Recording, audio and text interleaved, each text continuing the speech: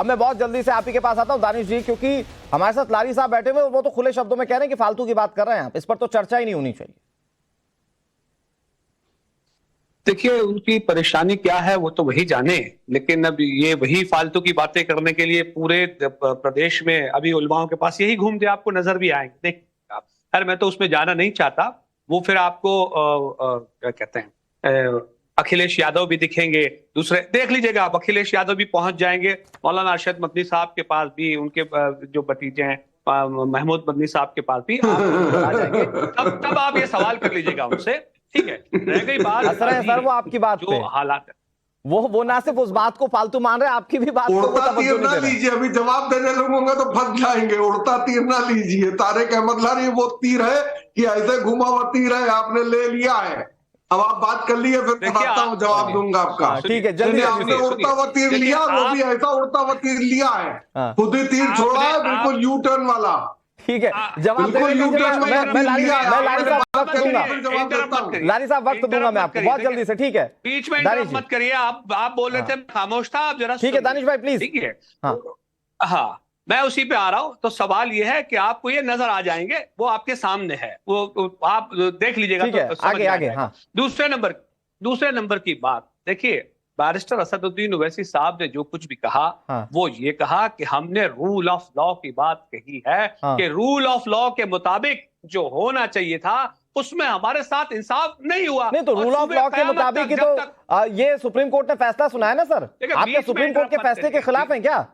मैं तो एक ही सेंटेंस सुनिए, मैं तो एक ही सेंटेंस ये मान के चलते हैं कि supreme court rule of law follow नहीं करता है। सिंह साहब को सवाल सुनिए, नहीं मानते। अरे सुन लीजिए, मुझे ये बताइए, हिंदुस्तान की तारीख में इतने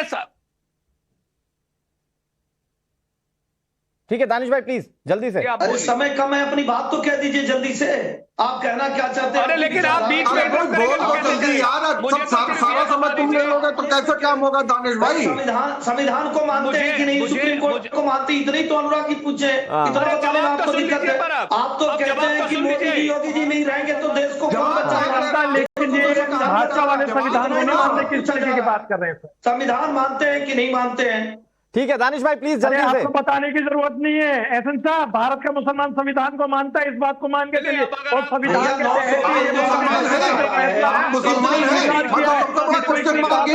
कर रहे हैं, आप मुसलमान हैं, कुरान में लिखा हुआ है साहब की देश का कानून मानो। मुस्लिम मानते हैं, वो सभी भगवान राम के संविधान के तहत जो फैसला है उसको स्वीकार वाले क्या कहते हैं इस बात? ठीक है भाजपा वाले क्या कहते हैं? नाजिम साहब मैं आ रहा हूँ आपके पास, नाजिम साहब मैं आपके पास आ रहा हूँ, एहसन सिंह साहब मैं आपके पास भी आ रहा हूँ, ठीक है, इसको डिले नहीं करते हैं। इसका मतलब आप हो जाती है।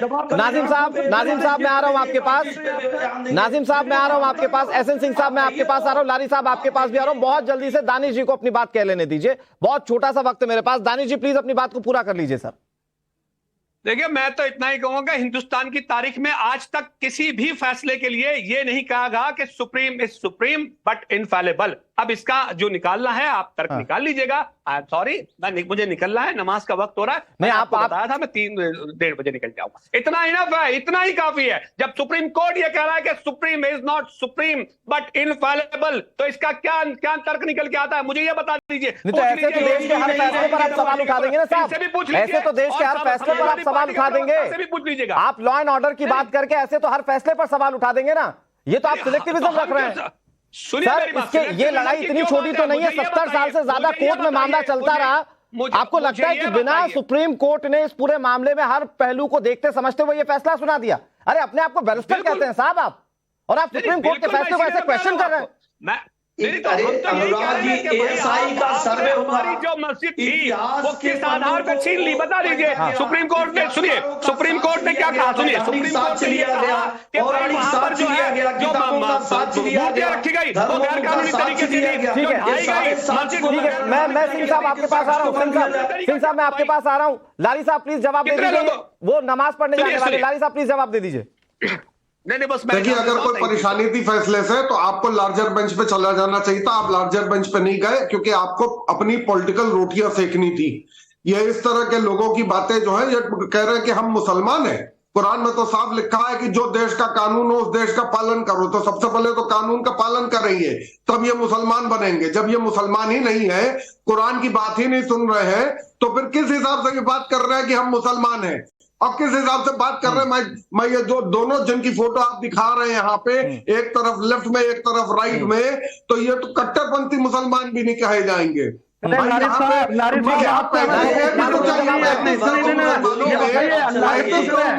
का जब 5 मुसलमान उनके बकवास करने लगे तो क्या बैठ कर उनके ऊपर हम लोग डिबेट करेंगे? साधु सन्यासियों का चिरंजीवी आप कहिए, काशी में एक एक करके सिंह साहब मैं आपके पास आ रहा हूँ। सिंह साहब मैं आपके पास आ रहा हूँ।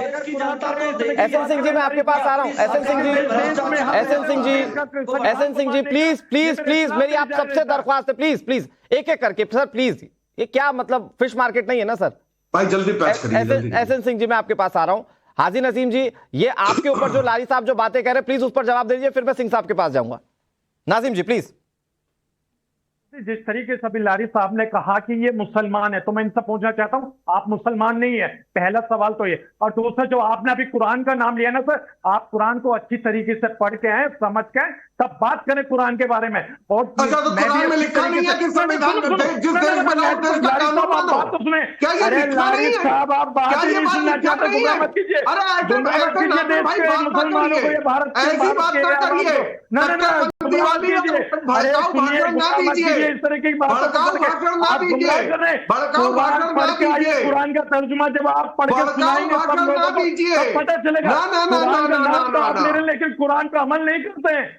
लारी साहब गलत बात। अच्छा कैसे अमल नहीं करते बताइए, बताइए कैसे अमल नहीं करते हम?